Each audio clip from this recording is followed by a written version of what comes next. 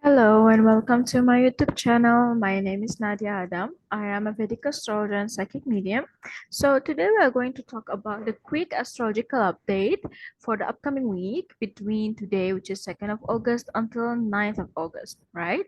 So we're going to divide it into parts and the timestamp will be listed in description box below. So let's start it. Okay, so let's start with the begin of this week. Actually, on weekend, we had Jupiter here moved backward. Or let me make it like this. Let me keep it as Aries, color push Kundali. I'll keep it. Okay. All right. I think this is will be better. Where is the pen?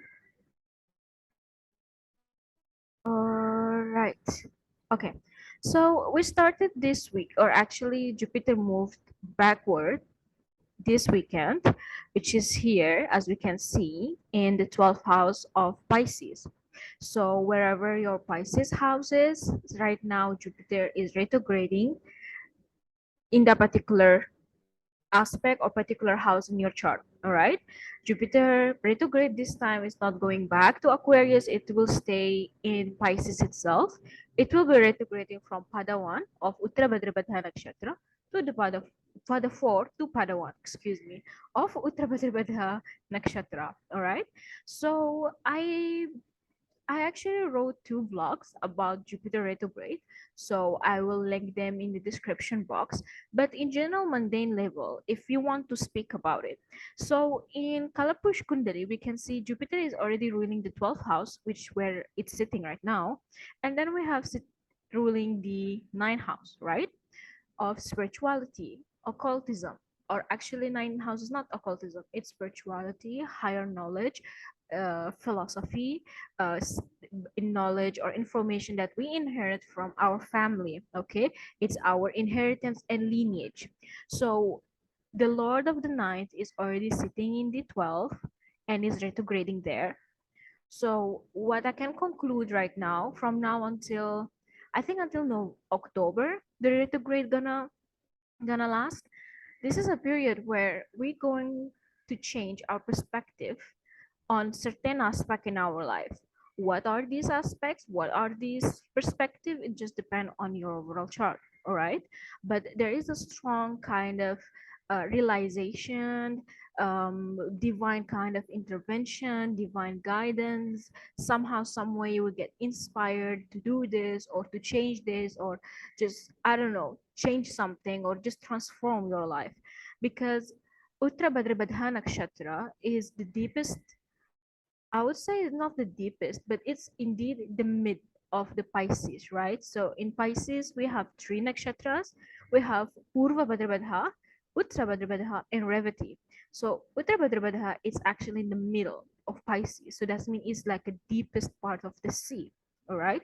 So usually it's indicating there will be a revelation or transformation or like ending of something which due to divine intervention, because Pisces again is the last zodiac sign here. All right. And the ruler of Uttra Bhadrapadha is Saturn, that's sitting here in its own sign, in its own house of Capricorn. All right. Saturn also is retrograding. So we have kind of like a double retrograde energy where both of them are linked to each other. And we don't forget that Saturn actually is aspecting Jupiter here. All right. So it could be something related to structure, foundation, or things that you have been following since very long time. And right now it stopped to be resonating with you and you have to change it. Or for example, some pattern, habits, whatever that pattern or that structure, right now you reach the point where you have to change it. Or it's even if you don't want to change it, as if like God will put his own power into this and he will change it by his own, because it's not going to serve you anymore from now. So Jupiter retrograding connected to Saturn here, along we have here Mars and Rahu and Uranus, by the way. Okay, Uranus also here. Okay, so Uranus also here. It's indeed some sort of uprooting energy going on in the sky. So you might actually hear a lot of accidents, death, unexpected things happen, unexpected, I don't know, phenomena going on. People suddenly change, people suddenly decided to do this, to do that, and unexpectedly, even if you don't see it in your own life, maybe you just can open news and will see these things, or maybe people around you. All right. So I would say we are kind of in the critical period right now. So I just don't want to repeat myself here talking about Mars and Rahu, but I will link it down, the vlog related to it, and the video that I made, particularly talking about Mars and Rahu together. All right. But this is pretty, how can I say, the period where we reach to the peak of it, and it just start to blast out right now during this month, August, and the energies will start to nullify it or getting better a bit, at least much more smoother on September. All right. So this is what actually happening right now, which again it will last until September. Yeah. Okay. So this is about Jupiter. Another interesting thing going on here. Well, Mercury, it moved to Leo. Okay. So Mercury actually moved to Leo since beginning of August. So the 1st of August, that's mean yesterday. I'm shooting here, it's the 2nd of August, that's mean yesterday. Mercury moved to Leo. So Mercury in Leo usually is excellent. Mercury in Leo is signifying that people or we as an individual will have that power, willingness, and desire to express ourselves, express our creativity, our ideas, and being out with it. So, Mercury in Leo usually signifying or showing that the person is usually showing that the person is outgoing, they speak up whatever they want, they are bold with their communication sometimes. It can be a bit harsh sometimes also, but Mercury in Leo usually is good. All right. And then we actually have Sun itself is in the fourth house, right? So mainly, as much as we feel like we want to talk out of our logic, out of our, how can I say, our logic, or put these things into perspective, but because the dispositor of Mercury is still in Cancer, and we are going to have a full moon in Capricorn in next 10 days from now, it's still showing that our communication aspect still a bit sensitive, still not constructive enough, and it could be also we going to blast out of nowhere, or let's say for example I just have that thought and I just have to say it and just go with it and expressing myself, which most probably we're going to regret it at one point. So especially right now because Mercury is actually in Magha Nakshatra until 6th of August, I would say. So it's better if you want to do any type of communication, agreement, discussion, compromising about something, discussing about something. I think it will be great if you just can delay it until next week, okay? Yeah, Mercury in Leo, it's pretty good, but yet, the dispositor and the nakshatra placement and things like that, it's just not really helpful during this time, all right? So this is one point, and then we're going to have here, I think around 8th. Okay, let me change it. Okay, around 8th of August. All right, around 8th of August, we have Venus move to Cancer. Venus here is the Lord of the seventh house, Lord of the third house, second house, seventh house. Both of them are sitting in the fourth house, opposing Saturn. And this is on 8th of August, yeah? On 11, we're going to have a new moon in Capricorn, which is opposing Venus. All right. So again, the theme will be, maybe not right now, maybe you're not gonna feel it so much right now until like a weekend, I would say. There is again a theme of being very emotional, very kind of like, again, I want to express myself, I want to change this. This is emotionally very triggering, this is emotionally not really gonna make me feel good, and things like that will start to show up if, let's say, for example, in the last period, change didn't happen, or perhaps you didn't make up your mind about something. Cancer, again, it's very highlighted right now.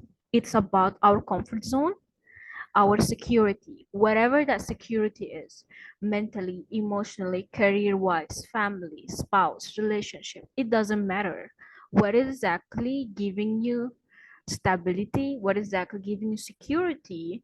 If, let's say, in last period, you didn't take a decision about it, or you feel it's shaken, but yet you don't know what exactly you're supposed to do about it, perhaps this is a period where you will get the clarity, because Venus is just come and showing you, or perhaps also Venus here indicating a spouse, a female friends, or feminine energy, not necessary to be a female, feminine energy, right? Um, it can indicate also like there will be some help. Someone will guide you, someone will support you in certain aspect in your life that you wanted to change, or you wanted to, how can I say, maybe an advice also. All right. So Venus with Sun here, yeah, people will tell me like, hey, Venus with Sun here, they will be combusted, but not really, because while Venus regression moving in Cancer, Sun will be already entered Leo.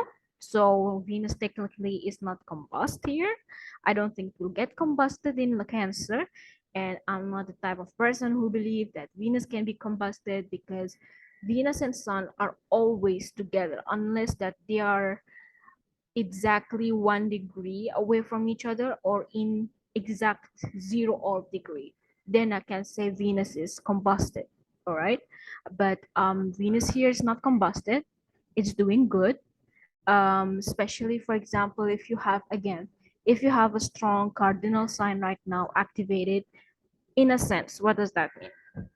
Let's say, for example, let me delete this thing though. Okay, cool. Okay, so let's say, for example, you are going through Dasha, Antardasha, or Priantardasha of these 4 signs. Okay, and I keep highlighted for these 4 signs because they are super active during this time. Whether your ascendant fall here, your moon fall here, your Mahadasha Lord are in this 4 house, most probably this energetic change we will feel it this month. Okay, so Venus and Sun in the 4th house, for sure, for these people who have a strong this 4 placement in their chart, for sure they will get triggered. And especially because we are, again, during this time, this will be 8th of August. On 11, we're going to have again the full moon, right? Full moon where? In Capricorn. So this is can be a bit tricky period, especially we are heading to a weekend. There can be some, I don't know, mental disturbance, emotionally disturbed, my mood is just changed, I don't know why.